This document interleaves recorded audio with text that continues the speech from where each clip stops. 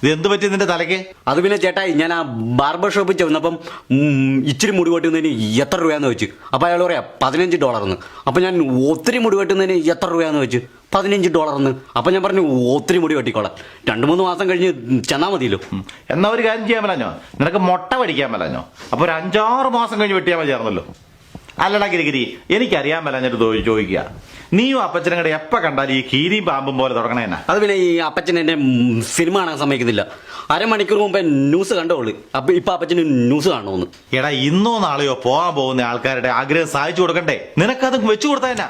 അത് ശരി, എന്നെ കുഴിയിലേക്ക് എടുക്കാൻ വേണ്ടി നീ നോക്കിയിരിക്കല്ലേ? എന്റെ പൊന്നപ്പച്ച, ഞാൻ അത് ഉദ്ദേശിച്ച് പറഞ്ഞല്ല. അപ്പച്ചൻ ഇന്നല്ലെങ്കിൽ നാളെ നാട്ടിലേക്ക് തിരിച്ചു പോകുമല്ലോ എന്നോർത്ത് പറഞ്ഞ. ഈ വായി കുഴക്കട്ടായിട്ടോണ്ട് സംസാരിക്കണം എന്റെ വർത്താനമൊക്കെ കേട്ടാ നിനക്ക് വല്ലോ മനസ്സിലാവോ? നിനക്കതങ്ങ് വെച്ചു കൊടുത്താ തന്നെ. ഇവന്റെ ഇരിപ്പും മട്ടും ഒക്കെ കണ്ടപ്പോ ഞാൻ വിചാരിച്ചേ ഇവനിതെല്ലാം മനസ്സിലാകുന്നുണ്ടെന്ന്.